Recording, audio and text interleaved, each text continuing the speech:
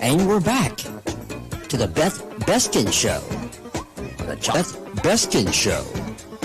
The John Fredericks Radio Network. Here's Beth. Thanks for joining us. Thanks for joining us back for the second hour of the Beth Beskin Show. I'm going to speak with my friend Josh Clark, who's running for the U.S. Senate, but I want to tell people at the bottom of this hour we'll be hearing from gubernatorial candidate David Perdue. So Josh Clark is a former Georgia state legislator. He's a small business owner, and he's a past executive vice president of an international direct sales company. He's a devoted husband and a father of 6 children. He's the only candidate in the race for the U.S. Senate who has past legislative experience. I, too, have past legislative experience, but not at the same time as Josh. I did serve in the Georgia House with Josh's brother, David. So, Josh, you're from a big family, and I think that informs a lot of your politics. So, welcome. Well, thank you, Beth. It's great to be with you today. And, yes, I regret I never got to serve with you, but we, as I was leaving, you came in, but we both know what it's like, the privilege of getting to serve this state, don't we? We do, and I heard you speak last weekend at a big event up in Fannin County. I think it was a Valentine's Day dinner. There were at least 350 people there, a lot of candidates. And so one of the things you said is I think you told the group that you've been working to help elect constitutional conservatives to office for more than 20 years. So what does that mean, constitutional conservatives, and why is that important to you? Well, thank you for asking. And yes, Beth, I grew up in Suwanee, Georgia, back when there were still farms, as the oldest of 10 children. And my mother was a teacher who decided to homeschool us, and my father was a pastor, and grew up with learning American family values, hard work, faith in God, serving others. And my mother would always challenge us, all 10 of us. I mean, if I had $1 for every time she would say, well, spending money on that or spending time on that, will that make this world a better place? Will that serve humanity? And so for me, loving history and loving our founding fathers and feeling so blessed to live in a land of the free and the home of the brave, I got out of high school and I immediately started rolling up my sleeves and volunteering throughout my 20s while I was building companies. I was also carving out weekends and evenings and sometimes days and helping to get good, as you repeated my words, not just, Republicans, but conservative, constitutional conservatives who understand the limited role of government, and I would roll up my sleeves and get to work. I served in party roles, volunteer positions, the county, district. My favorite thing was just getting behind good candidates and helping them get elected. Well, tell us some of those, Josh. Who did you help get elected? And there's no better way to get loyalty in politics than to help other people. So who did you help get elected? Yeah. Well, I got the privilege of working on a lot of campaigns, but some of my closest friends are guys like Melvin Everson. My brother and I worked very hard in both of his campaigns. My brother was the campaign manager for Melvin Everson, the first Was that when he ran for State House? When he ran for State House, yep. Okay. And what a great guy, what a great public servant. And so that was a privilege. Then David Casas, one of the first Cuban elected. In fact, it was David Casas, that would years later challenge me at 30 years old to consider running for the State House. But before talking about that, speaking of races, both of the U.S. senators back when this state was solid blue got to work, volunteered for both. Johnny Isakson, Saxby-Chambliss, both of those races. And Beth, I got to tell you when I knew I was a conservative. How? Or that I was a Republican. Yeah. It's my mother. My mother, when I was about 6 years old, I asked my mom, I said, are we Republican or are we Democrat? Really? And I'll never forget her words. She is such a woman of wisdom, and I still want to make her proud to this day. But she said to me, she said, son, parties change, but principles remain. And you were 6 years old? Party. Yeah, I was 6, 7 years old, right in there. She said, we vote for the party that supports life. And later on, as I learned the scriptures and understood that the Bible supports life and our Declaration of Independence, our Constitution, I've just always, in fact, the fetal pain bill. When I was in office, we passed the fetal pain bill, and I remember they would say to me, "Well, why should a guy have anything to say on this?" And I said, "Well, first of all, my mother is the one who influenced me at the earliest age. Shouldn't a mother have an influence?" Well, yeah. I said, "Doesn't the Declaration of Independence say we hold these truths to be self-evident, that all men are created equal and endowed by their Creator with certain unalienable rights, and among them are life?" That's the first one. Anyway, that's how I knew at the earliest age when I realized I was a Republican. And then we talked about limited role of government, personal responsibility. I learned those things at Israel, supporting Israel.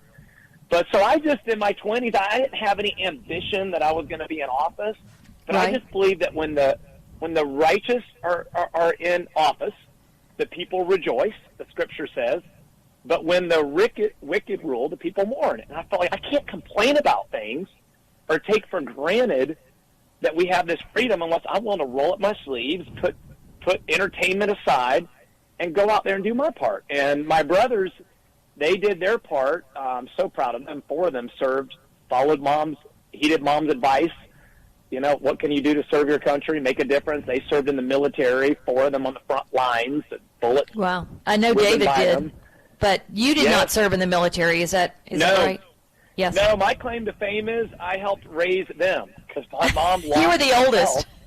Yes? Yeah, and she lost her health. She had an accident, lost her kidney, spleen, and adrenal from the earliest of age, and my mom will tell you this is the fact, but I helped raise those 3 middle boys, change their diapers, and put them to bed and get them up. And so I'm so proud. All 3 of them served in the military, so I'm proud of them. Well, you should be. So you talk about your constitutionally conservative values and that's your guiding force. What are some issues that you think you'll face if you're our senator next year that will inform how you govern? Which issues right now implicate the Constitution? Well, I love that question. And to answer that question, I would first point out I am the only, and you mentioned it earlier. It's interesting. We're running for the United States Senate. That is a 6-year term. Unlike Congress, that's 2 years, right? Yep. And I want the listeners just to remind them, this is 6 years. So do we want to roll the dice, or do we want a proven conservative who won't just say the right things? Because Lord knows I've been so disappointed. I've given so much time to candidates that are nice people, but in the end, weren't willing to stand strong and firm and even by themselves if need be. And so when I think about being a constitutional conservative, I think about not only supporting the First Amendment, free speech, freedom of religion, not only the Second Amendment, the right to bear arms, but the 10th Amendment. When you've served like you and I have at the state level, and you're a conservative, and you can recognize this. You're a constitutional conservative. You see the overreach of the federal government in almost everything we do down there and all the strings that are attached. And so having that experience, which I wish every candidate running for Congress or U.S. Senate would have that opportunity, experience that at the local level. When you see that and you understand it, you're determined, as I am, to get to the U.S. Senate and to make sure that I stand strong, and I bet every bill by is it within the few and enumerated powers that have been delegated to the federal government. And so much of what's happening is outside of that. And that's why we have mandates like we have coming down that are you talking about hurting healthcare workers, small businesses, thankfully. Vaccine mandates, mask mandates, education mandates. Whoops. My earpiece went off. You there? Yeah.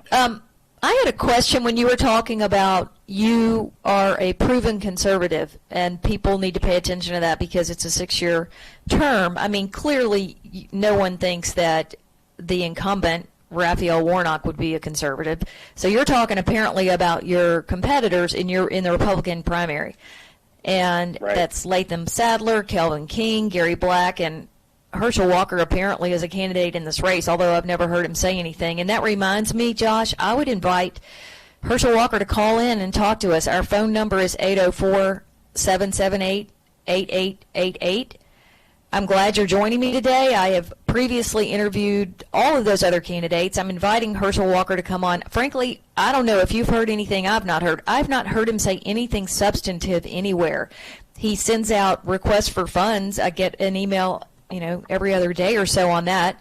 And he has some very limited, carefully curated appearances, but I've never heard him take actual questions from people that weren't, I think, pre-vetted questions that were allowed to be asked. Well, I saw him this morning at an event, and I agree with you. That has been my experience. Tell me about that. I missed that event. I'm somewhere else right now. Tell me about the event. Well, he's a nice guy. We all know, nice guy. He's a football hero, yeah. Yeah, he's a Georgia. We're all, most of us are Bulldog fans, and he. And that I'm no exception. Growing up, I nearly idolized the guy. I would run through the plow field in Swanee and pretend I was Herschel and do push-ups, hoping I would look like him. I never got the strength or speed. But, this is... Josh, let me ask, and I want to tell our listeners we're speaking with Josh Clark, who's running for U.S. Senate, and where were you this morning? Was it a county breakfast? And tell me about Herschel Walker's appearance. Did he take questions? Where was this? No, he doesn't take questions. I've never heard of him doing that. But he was at Emmanuel College, and he spoke, and there was a bunch of folks there to get his autograph and to get pictures with him, and he was super sweet to my little girls. Again, I like him. I think that the problem is not only is he not handling the tough questions or even opening himself up to those questions, which should cause us all concern, because when we get to November, this is not a game. I mean, the entire republic, I believe, is hinged in the balance of this race. And this is the most likely seat to flip, to take back control of the Senate, stop Biden and Warnock, and this socialist, radical, out-of-control, government in D.C. We've got to stop it. And this is not – celebrities are great, love him, but he's not the right guy for this. And last summer he said, quote, unquote, I have the video on my YouTube channel. You can go to my website, votejosh.com, click on the YouTube link at the top and find this 1-minute video. He got on there, and he said, guys, this is going to freak y'all out. And Don Trump Jr. said, well, what? What's going to freak us out? And he said, well, I've been thinking about it. He said, we need to change the Constitution. We need to amend the Constitution because it's written so long ago, and demographics have changed, y'all. And he kept repeating himself, and he ended by saying, we need a progressive. I promise to God, he used the word, we need a progressive candidate who understands that. And here's my thing is, I love the guy, and I have nothing against him, but I've worked too hard over the past 20 years to help turn the state red, and the Senate hangs in the balance. We've got to have a true conservative. Now, there's a lot of other stuff. People can go Google him. They can go to his wiki page. There's a lot of stuff. You're dropping out a little bit, Josh. The Whitney page, what is Whitney page? If you go to his wiki page. His wiki page. Got it. Okay. Yeah, or read his book. I mean, I read his book. I did. Yeah. Let's talk about his book, because there was a lot of interesting stuff in there. It was written a while ago. Yeah, and you know what? And I want to be careful, because I mean, like everybody else, I love the man. I got excited that he's moving back to Georgia. 20 years out of the state, hasn't voted in nearly 20 years, and I'm so glad he's going to start voting. And you know what? I appreciate that he endorsed Trump, and I appreciate some of the candidates he has endorsed, but I don't think that makes you qualified to run for the United States Senate. And so I don't really want to talk about some of the baggage. I'd rather them go Google it, read his book, and then ask yourself, right, can he stand up to Warnock? His own poll shows him losing by 2 points, and that's before they throw $100 million at him. So, the voters have to decide. I think they're going to wake up before the election. We're all excited he's back in Georgia, but I think they'll wake up and they'll just ask themselves. Well, will they wake up if he never shows up for a debate? Are y'all having any debate, and will there be an empty chair for Herschel Walker?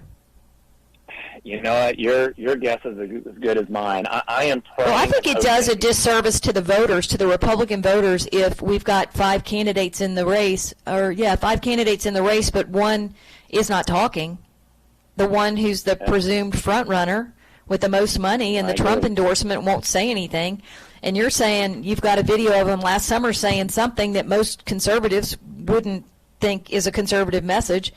I think he's also said something about immigration that raised a lot of Republican eyebrows. So I'm challenging him to come out of his hidey hole and start talking. And I read his book, and I think there's a lot about Herschel Walker that's very admirable. I love the way he decided he was kind of a dorky kid and he was going to change that. And he just turned his whole body around. He said he just went outside and started running up and down, like you're talking about running in the fields. He ran up and down the train tracks and just did push-ups and sit-ups and overcame a stutter. He talked about, and also his what he called DID, dissociative identity disorder, and he attributes it to childhood abuse. And he wasn't talking about family abuse, sex abuse, or any of that. I think what he was saying was he was so taunted and teased and bullied by his peers that he developed this dissociative identity disorder. And then he went on and had an amazing football career at UGA. But, we're not voting for a football player. We're voting for a U.S. senator. So he needs to make the argument why those skills translate to being the best candidate for U.S. Senate.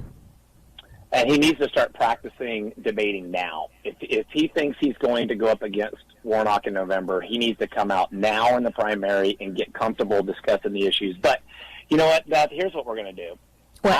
12 years ago when I ran for the state house, everybody said I was the underdog. I was 30 years old. I was running against who the AJC said would be the next governor. And we just worked hard. I know how to outwork people. I can outwork them 10-1. We were. Who was that was going to be governor, and did he ever make governor? Who was that? That's interesting. No, well, a nice gentleman from Gwinnett County, is former chairman of the commissioners, and he, with his experience as chairman of the Association of County Commissioners, he had contacts all over the state. That's a big deal. Connected, wealthy, but you know what? We won 70-30 in a landslide victory. And we're going to do it again. And I have the experience. Well, Josh, it's public record, but I just don't have it in front of me. What was the guy's name? Oh, it was Wayne Hill. Wayne Hill? Okay, you kind of dropped out. Okay, so you're saying you're going to do that campaign, you're going to run that playbook. Speaking of football, you're running that playbook right over again. I know you've got the campaign bus because you had it before and you took your family on a trip around the country. Homeschooling, I guess. I don't know why. I don't know how we got to be Facebook friends, but I was living a vicarious life the year y'all were doing that. So, and I did see that bus up in Fannin County last weekend. So you can go anywhere. Yes, in fact, I'm in the back of the bus right now. We just pulled over to make sure I had good signal, and we've got a 45-foot bus. And this is, if we're going to do something, we do it as a family, and we're going to encourage Georgians as we crisscross the state now until November. Reminding Georgians that American family values are still alive and well, and there are families that are willing to step up, make the sacrifice. We may not be a celebrity. I'm just a good old Georgian, just one of just like everybody else. But I love this country, and I will not stand by and watch what is happening. I will not explain to my kids. I will not when they ask me, Dad, did you see what happened? Yeah, I did, but I was too busy doing what I was doing, and I'd already served. I did my time, which, by the way, I served 2 terms and I left unopposed. I believe that public service is just a season. It's not a lifetime career. I've signed a term limit pledge. We'll go to D.C. We'll clean out the swamp, and then I want to come back, and I want to come back to private life. But we're going to go get the work done for the state of Georgia and flip this state back to where I worked years ago to help it become a conservative red state. And, we're going to crisscross the state. We are working hard. The people are supporting us. We got a huge army of volunteers. You saw us last week with a huge crowd of volunteers. Your family's huge. Yeah. It takes a lot of people sacrificing to make this happen, and we have people volunteering top to bottom. We have CFO. My guy is a campaign manager, CFO of a huge corporation, walked away from everything. Really? And said, I'm with you for free. He said, I'm with you for 7 years, a year on the campaign trail, 6 years in Washington. I'll hold you accountable. I'll be with you. And God's just blessing us like that. And that's impressive, Josh. Yeah. So when you say term limits, are you talking about 1 term, or would you serve for 2 terms if you got elected? Well, what I think that we need to do is I will drop a resolution calling for term limits. And I think what we don't need is people like Biden that have been there for 50 years, getting rich. By the way, I sold all my stocks. I was going to ask you about that. Yes. Yeah. Before anybody was talking about this, I mean, before it was brought up the other day, I had already done it. February 2nd, sold all my stock because I want to flee even the appearance of somebody who would go to D.C. and get wealthy off of inside information, contacts. So my wife and myself are making a pledge. We will not own stocks while What about, would you hold stocks and have them in a blind trust? I mean, what about a blind trust? I don't even want to go there because, look what happened in the election last year. Look at the accusations that were made. Right or wrong, we wasted of insider trading based on knowledge about COVID and which companies were going to be winners and losers in that? Yeah, I don't even want to. That cannot distract from the people. Our founding fathers, and I shared this with my kids when we made this decision, they pledged their life, their fortune, and their sacred honor. We are at a time in our country, we are in a crisis. There is a war going on within, and we have got to be willing to step aside from wealth, fortunes, everything, and that's what we're pledging to do. And that's why I own stocks. I don't even want there to be a discussion. Is Josh... Wow, my earpiece wants to go off. Sorry about that. But will Josh benefit from the office? The answer is no. I will serve and get it done. So how is your campaign fundraising going? I think we've had some disclosure periods. So how would you compare your cash on hand, funds raised, compared to not Herschel, but the other three Republican candidates? Are y'all all in the hunt together? We are. So I was kind of surprised to see that even the candidates that have been at this since last March, that they don't have much cash on hand. They didn't. We came in November 15th, and in 6 weeks, I organized the campaign, wrote everything. Right. Wrote everything. All the talking points, that's not a consultant, that's me. And we outraised some of the opponents in half the time, and in others, dollars per day, we exceeded them. That's impressive. So, Josh, I think our time's coming to a close here. This is Beth Beskin with Josh Clark, who's running for U.S. Senate in Georgia. How can people find out more about you, Josh? Please go to votejosh.com and sign up for email updates, votejosh.com. Okay, well, y'all be safe out there on the Josh Clark Bus today, and thank you for joining us.